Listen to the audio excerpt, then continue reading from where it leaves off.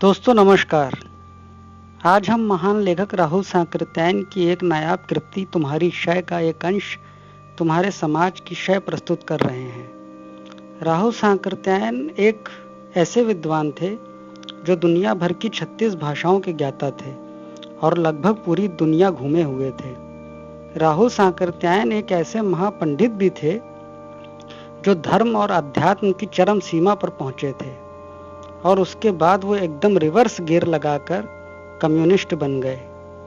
Karl Marx और उनके साम्यवाद का अध्ययन करने के पश्चात उनको समस्त मानव जाति का कल्याण व उसकी मुक्ति का रास्ता सिर्फ साम्यवाद में ही नजर आया। इसलिए उन्होंने अपना बाकी जीवन साम्यवाद के प्रचार और मजदूरों किसानों को संगठित करने और उनके संघर्षों में बिताया। यह बात भी उल्लेखनीय है कि जब दुनिया के बड़े बड़े देशों की सरकारें उन्हें अपने यहाँ बड़े बड़े पदों का न्योता दे रही थीं, उस समय वो मजदूरों किसानों के आंदोलनों में पुलिस की लाठी खा रहे थे। अगर वो चाहते तो दुनिया के मालिकों के हाथ बिक कर एक बहुत बड़ा ओहदा भी प्राप्त कर सकते थे, लेकिन उन्होंने कष्ट भरा संघर्ष का रास्ता चुना। उनको हम दिल से सलाम करते हैं। पेश है उनकी कृति तुम्हारी शय का अंश तुम्हारे समाज की शय। दो शब्द तुम्हारी शय के रूप में मैंने अपने कुछ भावों को व्यक्त किया है। वस्तुतः ये भाव भी कड़े शब्दों का आग्रह करते थे, किंतु कुछ तो उतने कड़े शब्दों को तुरंत प्राप्त करना मुश्किल था और कुछ यह भी ख्याल बाधक हुआ कि पुस्तक को पाठकों के पास तक पहुंचाना है। पुस्तक छपरा जेल में लिखी गई थी और इसका कुछ अंश जनता में निकला था। मनुष्य सामाजिक पशु है। मनुष्य और पशु में अंतर यही है कि मनुष्य अपने हित और अहित के लिए अपने समाज पर अधिकतर निर्भर करता है। वस्तुतः पशु जगत के बड़े बड़े बलिष्ठ शत्रुओं के रहते तथा समय समय पर आने वाले हिमयुग जैसे महान प्राकृतिक उपद्रवों से बचने में उसके दिमाग ने जो सहायता दी है, उसमें मनुष्य का समाज के रूप में संगठन बहुत भारी सहायक हुआ है।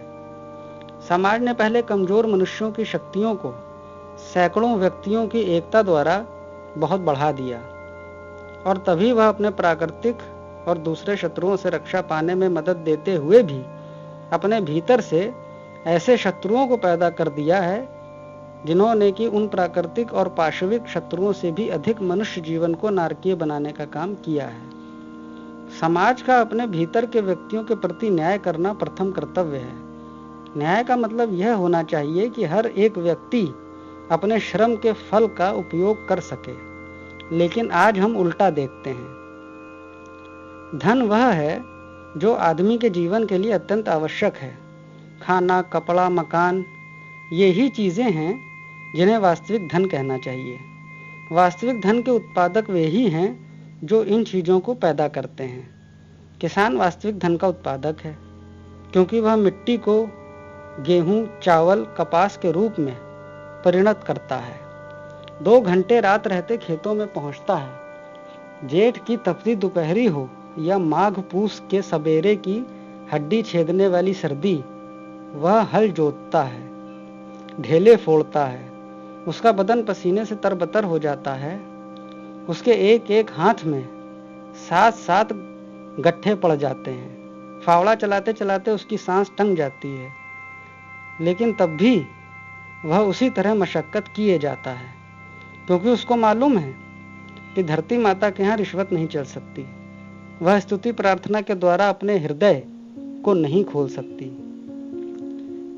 यह अंकिचन मिट्टी सोने के गेहूं, रूपे चावल और अंगूरी मोतियों के रूप में तब परिणत होती है जब धरती माता देख लेती है कि किसान ने उनके लिए अपने खून के कितने घड़े पसीने दिए, कितनी बार थकावट के मारे उसका बदन चूर चूर हो गया और कुदाल अनायास उसके हाथ से गिर गई।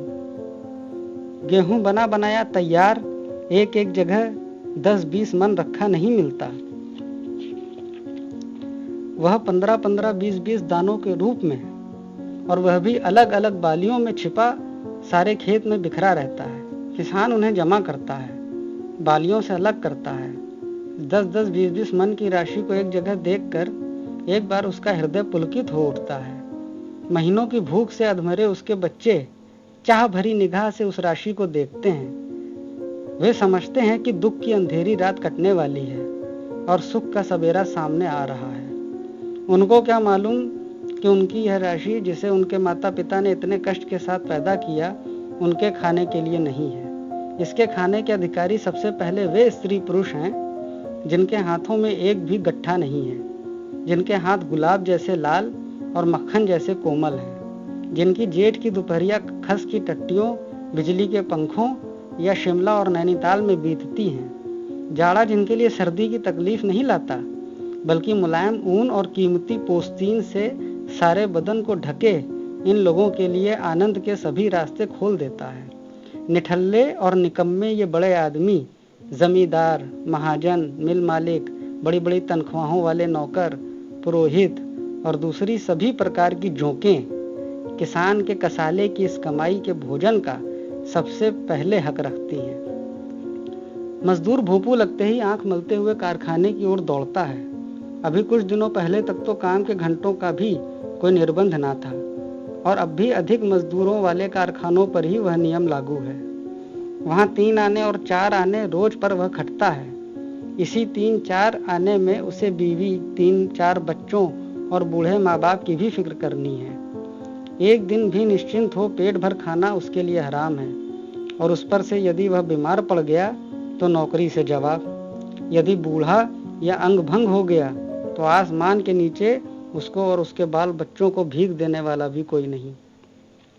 यही नहीं, कल तक कारखाना 24 घंटे चल रहा था। आज मालिक के पास खबर आती है चीजों का दाम गिर गया। अब उन्हें लागत दाम पर भी बाजार में कोई खरीदने वाला नहीं है। कारखाने में ताला लगा दिया जाता है। मजदूर, उसके बाल बच्चे दाने दाने के लिए बिलखने लगते हैं। जब उसे काम मिलता था और मजदूरी मिलती थी तब भी उसकी जिंदगी नरक से बेहतर ना थी और बेकारी तो जिंदा ही मौत।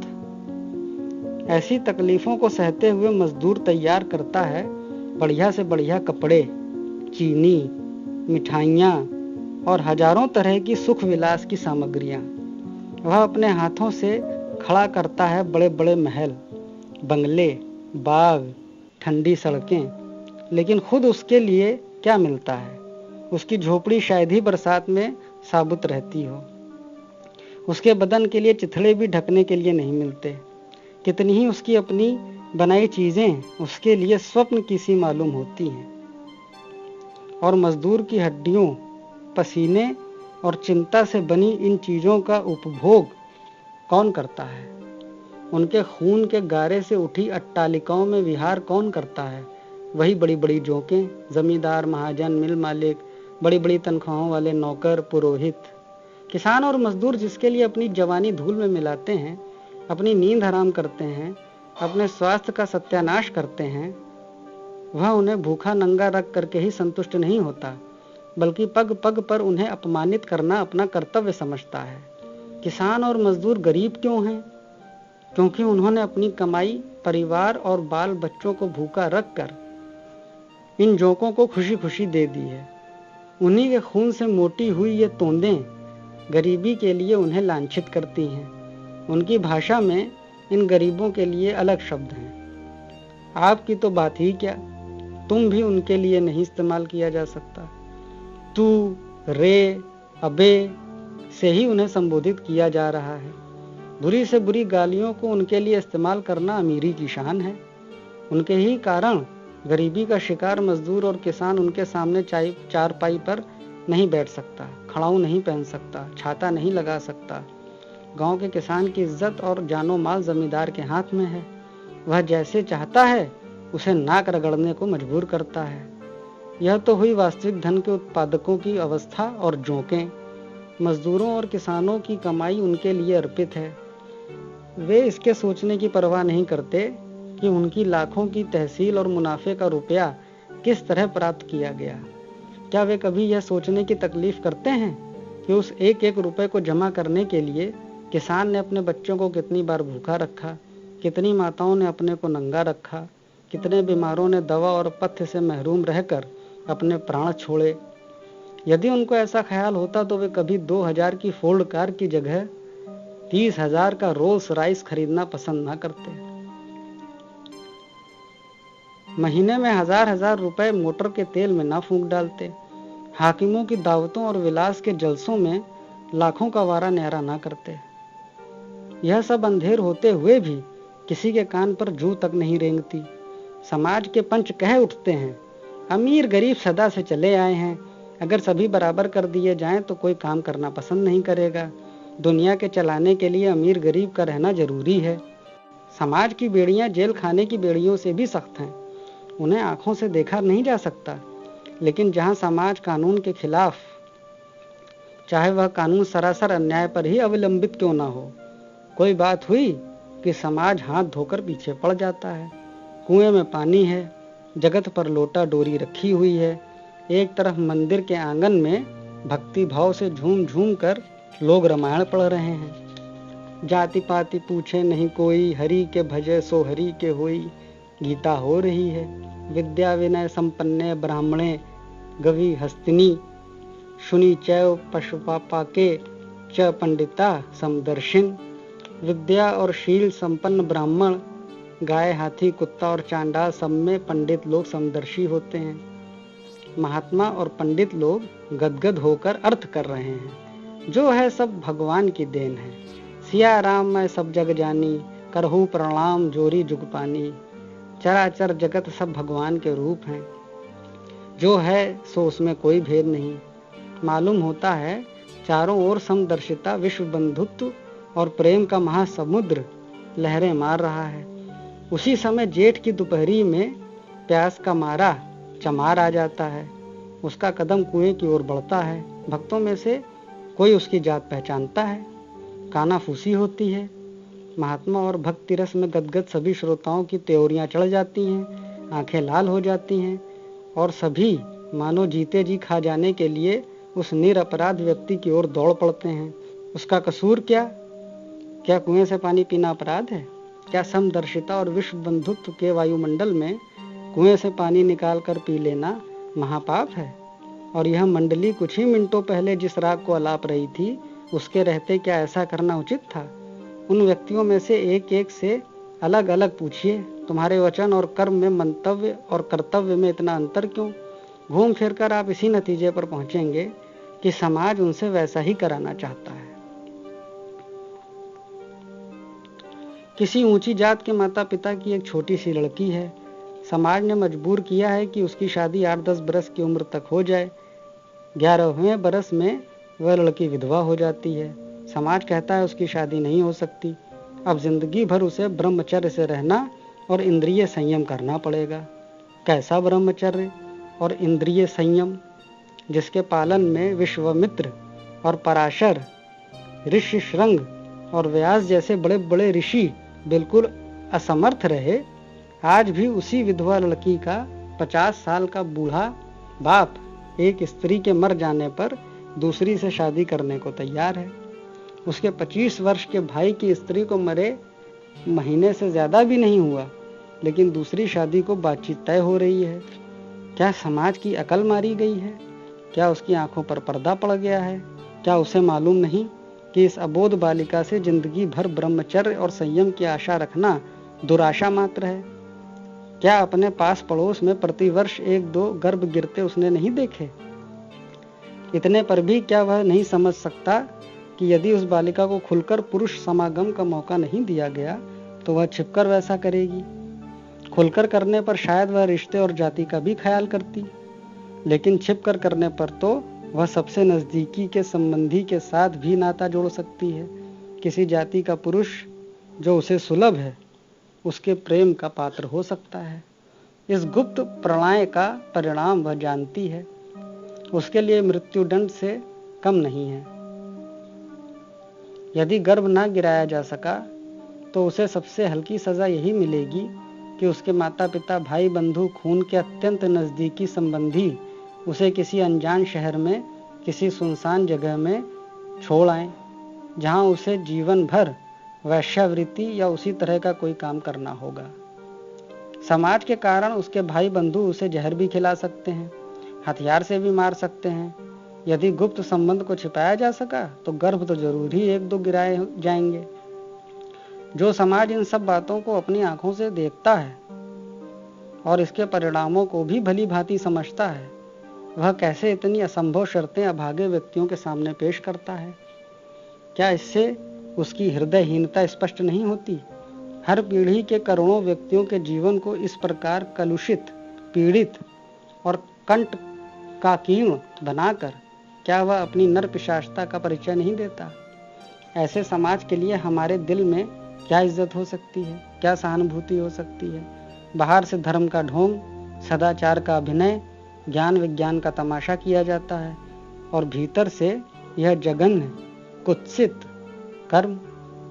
धिक्कार है ऐसे समाज को, सर्वनाश हो ऐसे समाज का। जिस समाज ने प्रतिभाओं को जीते जी दफनाना कर्तव्य समझा है और गधों के सामने अंगूर बिखेरने में जिसे आनंद आता है, क्या ऐसे समाज के अस्तित्व को हमें पल भर भी बर्दाश्त करना चाहिए? एक गरीब माता पिता हैं, उनको खुद न अपने खाने पीने का ठिकाना है, न पहनने ओढ़ने का। उनके घर में एक असाधारण प्रतिभाशाली बालक पैदा होता है। लड़कपन से ही उसे किसी धनी के बच्चे को खिलाना पड़ता है। भेड़ बकरियां चराकर पेट पालने के लिए मजबूर होना पड़ता है। माँ बाप जानते तक नहीं कि लड़के को पढ़ाना लिखाना भी उनका कर्तव्य है। यदि वे जानते भी हैं तो न उसके पास फीस देने के लिए पैसा है, न किताब के लिए दाम। लड़का बड़ा होता है, बूढ़ा होता है, मर जाता है और साथ ही अपने साथ प्रतिभा को लिए जाता है, जिसके द्वारा वह देश को एक चाणक्य, एक कालिदास, एक आर्यभट्ट, एक रविंद्र, एक रमन दे सकता था। मैंने गांव के एक अभिनेता को देखा है। यदि वह किसी ऐसे देश में पैदा हुआ होता जहां प्रतिभाओं के आगे बढ़ने के सारे रास्ते खुले हैं, तो वहां वह प्रथम श्रेणी का जगद्विख्यात अभिनेता होता। लेकिन आज 60 बरस की अवस्था में इस अशिक्षित व्यक्ति की वह महान प्रतिभा ग्रामीण स्त्री पुरुष जीवन के कुछ सजीव चित्रण द्वारा अपने परिचितों का कुछ मनोरंजन मात्र कर सकती है। मैंने ऐसे स्वाभाविक कवि देखे हैं जिन्हें अक्षर का कोई भी ज्ञान नहीं, जिस भाषा को बोलते हैं उनमें कोई लिखित साहित्य नहीं, कोई आचार्य परंपरा नहीं, छंद और अलंकार के परिचय का कोई साधन नहीं, तब भी अपनी भाषा में वे बहुत ही भावपूर्ण, रसपूर्ण कविता कर सकते हैं। शिक्षित जन उनकी कविता को गंवारू कहकर निरादर करते हैं और इसके कारण वे खुद भी उसे वैसा ही समझते हैं।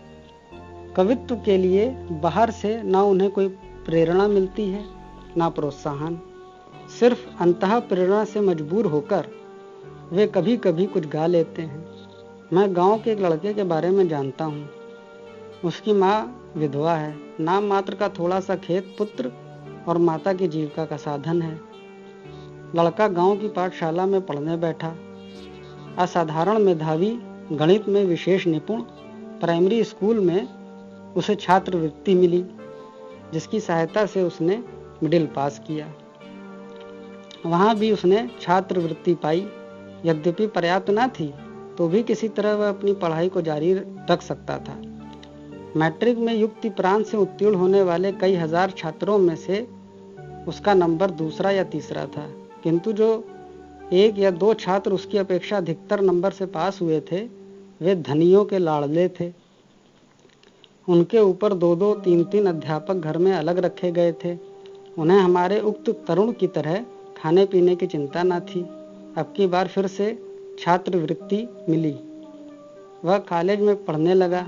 फिजिक्स, केमिस्ट्री और गणित उसके विषय थे। छात्रवृत्ति पर्याप्त न थी, इधर स्वास्थ्य भी इतना अच्छा न रहा। उस पर से एक देहाती जगह से आकर तीव्र विद्यार्थियों के लिए मशहूर एक विश्वविद्यालय में उसने नाम लिखाया था। यहाँ छात्रवृत्तियाँ कम थीं। संयोग से एक ही छात्रवृत्ति के लिए 3 विद्यार्थियों के नंबर बराबर आ गए। छात्रवृत्ति किसको मिलनी चाहिए, इसका निर्णय करते वक्त विश्वविद्यालय ने ऐसे 2 विषय ले लिए जिनमें एक और ही छात्र, जो एक धनाढ्य की संतान था, के 1-2 नंबर अधिक हो गए। किसी ने इसकी परवाह न की कि उस तरुण की प्रतिभा, जो घोर दरिद्रता में जन्म लेकर भी कितनी कठिनाइयों को पार कर यहाँ तक पहुंची थी, का भविष्य क्या होगा। मुझे उस तरुण से साल भर बाद मिलने का मौका मिला। मैंने देखा उसका चेहरा थायसिस के रोगी जैसा हो गया है, बदन बहुत दुबला पतला। मैंने कारण पूछा, तरुण ने बहाना बना लिया। उसके चले जाने पर दूसरे साथी ने बतलाया उसे इस साल छात्रवृत्ति नहीं मिली है। बहुत कहने सुनने पर फीस माफ हो गई। खाने पीने के लिए उसने ट्यूशन पाने की बड़ी कोशिश की, लेकिन ना मिला। एक दो दोस्त अपने साथ रखने का आग्रह करते थे, लेकिन इसे वह अपने आत्मसम्मान के खिलाफ समझता था। दूसरे दिन अपनी जानकारी को जतलाते हुए मैंने जब तरुण से पूछा तो उसने उत्तर दिया, हाँ ठीक है, मैंने ट्यूशन के लिए बहुत कोशिश की। कॉलेज के घंटों को समाप्त करके मैं घंटों इसी फेर में घूमता रहा, लेकिन कहीं कुछ होते हवाते ना देख मैंने उसे अब छोड़ दिया है। जिस वक्त मुझे उस प्रतिभाशाली तरुण की इस उपेक्षा को देखने का मौका मिला और यह भी सुना कि वह सिर्फ एक बार थोड़ी सी खिचड़ी खाकर गुजारा करता आ रहा है, तो सच बताऊं मेरी आंखों में खून उतर आया। मुझे ख्याल आता था ऐसे समाज को जीने देना पाप है। इस पाखंडी, धूर्त, बेईमान, जालिम, निरशंस समाज को पेट्रोल डालकर जला देना चाहिए। एक तरफ प्रतिभाओं की इस तरह अवहेलना और दूसरी तरफ धनियों के गधे लड़कों पर आधे दर्जन ट्यूटर लगा लगा कर ठोक पीट कर आगे बढ़ाना।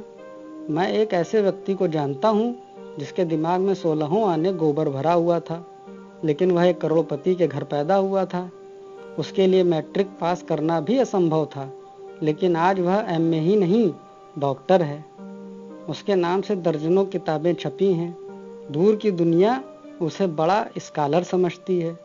एक बार उसकी एक किताब को एक सज्जन पढ़कर बोल उठे, मैंने इनकी अमुक किताब पढ़ी थी, उसकी अंग्रेजी बड़ी सुंदर थी और इस किताब की भाषा तो बड़ी रद्दी है।